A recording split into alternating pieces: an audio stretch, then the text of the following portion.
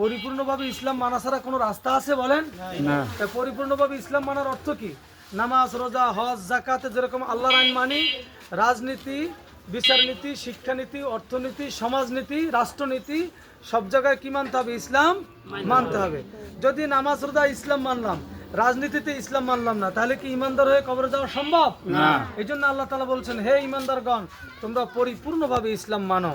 আমাদের নবী, তিনি কিন্তু একজন নবী, তিনি কিন্তু আবার মসজিদের ইমাম, তিনি আবার রাষ্ট্রপ্রধান। তিনি 10 বছর রাষ্ট্র চালিয়েছেন। তিনি রাষ্ট্র চালাইছেন কোরআনের আইন দিয়া। আর তিনি কোরআনের আইন দিয়ে রাষ্ট্র চালানোর কারণে জাহিলি সমাজ শান্তির সমাজ হয়েছে।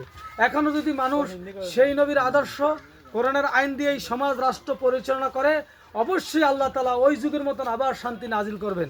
এই জন্য আল্লাহ তাআলা বলছেন, ওয়ালাউ আন্না আহলাল কুরা আমানু ওয়াত্তাকাউ লাফাতাহনা আলাইহিম বারাকাতিম মিনাস সামাই ওয়াল আরদ। যদি জনবসতির লোকেরা আমার আদেশ নিষেধ মানত, অর্থাৎ কোরআনের আইন মানত, তাহলে আমি আল্লাহ আসমান জমিনের সব বরকতের দরজা খুলে দিতাম। সুবহানাল্লাহ। বাংলাদেশ জামাত ইসলামী এই দাওয়াতটা প্রত্যেক নারী পুরুষের কাছে পৌঁছানোর জন্য অর্ডার করেছে যে জীবনের সব জায়গায় ইসলাম মানলে, কোরআনের আইন দিয়ে সমাজ রাষ্ট্র চললে আল্লাহ তাআলা আসমান জমিনের সকল বরকতের দরজা খুলে দেবেন। আমরা ইনশাআল্লাহ কোরআনের পক্ষে থাকতে রাজি আছি না?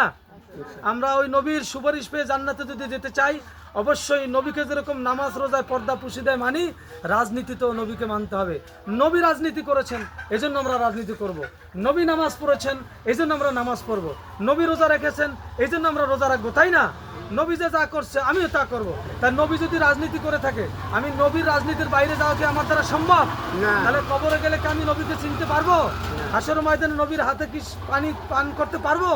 আমরা নবীর সুপারিশ পেয়ে জান্নাতে যেতে পারবো?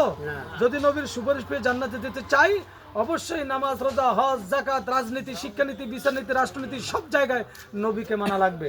আমরা ইনশাআল্লাহ নবীর পক্ষে থাকতে রাজি আছি না? মহিলারা যারা এখানে আছি সবাই ইসলামী রাজনীতির পক্ষে থাকবো ইনশাআল্লাহ।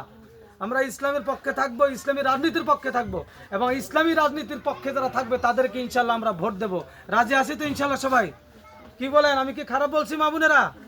আমরা ইসলামের পক্ষে, কোরআনের পক্ষে, ইসলামী রাজনীতির পক্ষে থাকবো তো ইনশাআল্লাহ। আল্লাহ তাআলা আপনাদেরকে কবুল